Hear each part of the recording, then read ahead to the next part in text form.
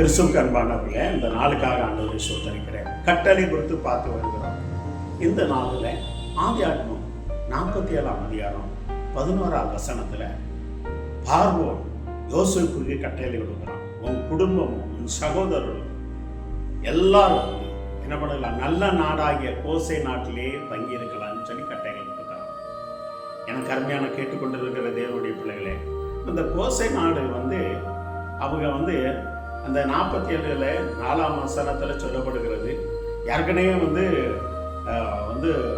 யோசேப்பு சகோதரத்தை சொல்லுவான், ஏன்னா நீங்கள் கோசை நாட்டில் தங்கன்னு பார்வன்ட்ட தெளிவுபடுத்துங்கள் என்று சொல்லுவான். இந்த கோசை நாடு நல்ல நீர்ப்பாய்ச்சலான வசதி உள்ள இடம், நல்ல தண்ணீர், இவங்களுக்கு ஆடு மாடுகள் உண்டு. ஆனால் இதெல்லாம் அதுக்கேற்ற மாதிரி அந்த கோசை நாட்டில் இருக்கலாம் சொல்லி அதான் பார்வன் சொல்லுகிறான், நல்ல நாடாகிய கோசை நாட்டிலே அவர்களை தங்க வைக்க என்று கட்டளை எடுக்கிறான். தேவ பிள்ளைகளை பாருங்க, ஒரு அந்நிய தேசத்துக்கு போய் தேவ பிள்ளைகளே, அதுக்கு முன்பாக யோசேப்பை அனுப்பி அந்த தேசத்துல பஞ்சபர போகிறதுன்னு சொப்பனங்களை சொல்லி தேவ பிள்ளைகளை அதுக்கு அந்த பார்வோன் யோசேப்பை அதிகாரியாக மாற்றி, பாருங்க எவ்வளவு பெரிய காரியம் பாருங்க, அதிகாரியாக மாற்றி அவன் கட்டளை கொடுக்கிறான். உன் சித்தம் இல்லாம எவனும் இந்த எகிப்துல கைய கால நீட்டக்கூடாங்கிற அதிகாரத்தை கொடுக்கிறான் பாருங்க. ஆனா அது நிமித்தம் தன் குடும்பம் சகோதரர் 7 வருஷம் பஞ்சம் சொல்லி வந்த உடனே நீங்க பார்வன்ட்ட நீங்க சொல்லிருங்க அப்படின்னு சொல்லி, இப்போ யோசேப்புக்கு எல்லாம் தெரியும்ல எங்க நல்ல இடம் எது நல்ல இடம் அப்படிங்கிறத. அப்போ அவன் சொல்லுகிறான், ஆனா உங்ககிட்டையும் சொல்லுகிறான், 4ஆம் அதிகாரத்தில் பார்க்கிறோம் சொல்லிடுறாங்க, எங்களுக்கு அந்த ஆடு மாடுலாம் நிறையா இருக்குது, அதனால நாங்கள் கோசை நாட்டில் இருக்கிறோம்னு சொல்லி. அதுக்கப்புறம் தான் யோசேப்புக்கு பார்வன் கட்டளை இடுகிறான், நல்ல தேசமாகிய கோசை நாட்டிலே உன்னுடைய தாய் தகப்பனார் சகோதரர் தங்கியிருக்கலாம் என்று சொல்கிறான். இந்த கட்டளையை அப்படியே நிறைவேற்றினான். இந்த வார்த்தையை கேட்டுக்கொண்டிருக்கிற தேவனுடைய பிள்ளைகளை, நாம் தேவ சமூகத்தில் எதை தெரிவிக்கிறோமோ, என்ன வாஞ்சிக்கிறோமோ, தேவ பிள்ளைகள் எந்த தேசத்தில் நீ இருந்தாலும் சரி, எந்த அதிகாரிகள் கீழே இருந்தாலும் சரி, ஆனால் விரும்பி ஆண்டவரே எனக்கு இந்த காரியத்தை வாய்க்கப்படும் சரி நீ தேவ சமூகத்தில் தெரிவிக்கும் போது தேவன் என்ன பண்ணுவான்னா உன்னுடைய விருப்பத்தை நிறைவாக்குவான். உன் விருப்பத்தை கேட்டபடி கட்டளை இடுவான். இந்த இஸ்ரேல் ஜனங்களுடைய விருப்பத்துக்கு ஏற்ற கட்டளை அவன் நிறைவேற்றினான். நல்ல தேசம், ஆடு மாடுகளுக்கு நல்ல நீர்ப்பாய்ச்சலான உள்ள இடம், 5 நதியெல்லாம் பக்கத்தில் போய் கொண்டு இருக்கிறது.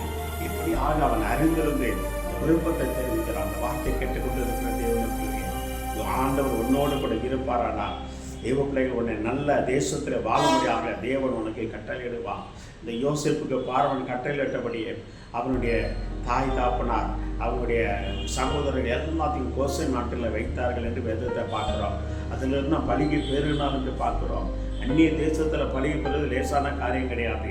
ஒருவேளை நீங்கள் வெளிநாட்டில் இருந்து கொண்டு இருக்கலாம், தேவ பிள்ளைಗೆ நீங்கள் கடினமாக இருந்து கொண்டு இருக்கலாம், கடினமான வேலை செய்து கொண்டு இருக்கலாம், எனக்கு இந்த தேசத்தில் ஒரு வழி இல்லையேன்னு சொல்லி கொண்டு இருக்கலாம்.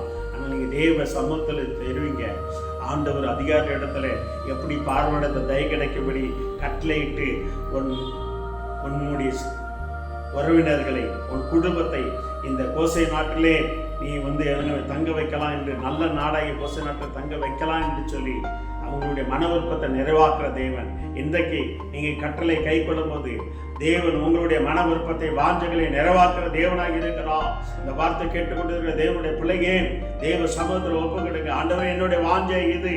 அந்த இஸ்ரவேல் ஜனங்களுடைய வாஞ்சை தேவன் நிறைவாக்குறது போலே உன்னுடைய வாஞ்சை அவர் நிறைவாக்குற தேவனாக இருக்கிறார். தேவ பிள்ளைகளே, தேவன் கட்டளை பிறப்பிக்கிற தேவன், உன் விருப்பத்துக்கு ஏற்ற கட்டளை கொடுக்கிற தேவன். இஸ்ரவேல் ஜனங்களுக்கு ஏற்றபடி கட்டளை கொடுத்த தேவன், அது யோசேப்புக்கு கட்டளை கொடுத்து அந்த ஜனங்களை பெருகும்படியாக ஆண்டவர் கிருபை செய்தார். இன்னைக்கு தேவ சமூகத்திலிருந்து உனக்கு கட்டளை வரப்போகிறது. இந்த எந்த கட்டளைக்காக எதிர்பார்த்து கொண்டு இருக்கிறாயோ, என் தேவ பிள்ளைக்கு எந்த அதிகாரி உனக்கு விரதமாக எழுமனா அதே அதிகாரி மூலமாக உனக்கு கட்டளை பிறக்க போகிறது. தேவன் தீமையை நன்மையாக மாற்றுகிற தேவன். யாராக இருந்தாலும் சரி, ராஜாவாக இருந்தாலும் சரி, ராணியாக இருந்தாலும் சரி, எல்லா கட்டளைகளையும் எல்லாத்தையும் மாற்றுகிற தேவன். கட்டளை அவர் உங்களுடைய மன விருப்பத்தை நிறைவாக்குற தேவன். இஸ்ரவேல் ஜனங்களுக்கு செவி கொடுத்தது போல உங்களுக்கு செவி கொடுக்க வல்லவராய் இருக்கிறார். கண்களை மூடி ஜெபம் செய்வோம். ஆண்டவரே, பார்வோன் வந்து யோசேப்புக்கு கட்டளை கொடுத்தான்.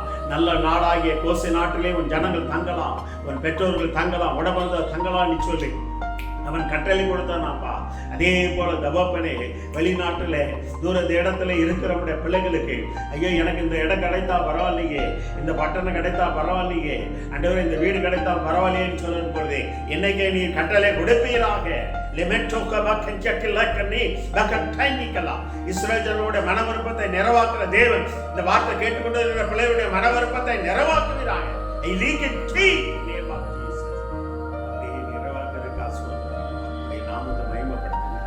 வழிநடத்துங்க, ஆசீர்வதிங்க. பெரிய காரியம் இயேசுவின் நாமத்தாலே ஆசீர்வாதத்தை ஜெயப்படுத்துவோம். நல்ல தந்தையே, ஆமென் ஆமென்.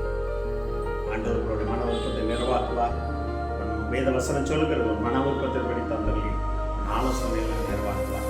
இஸ்ரவேலுடைய ஜனங்களுடைய மன விருப்பத்தை ஆலோசனைகளை நிறைவாக்குறது உங்களுடைய ஆலோசனை மன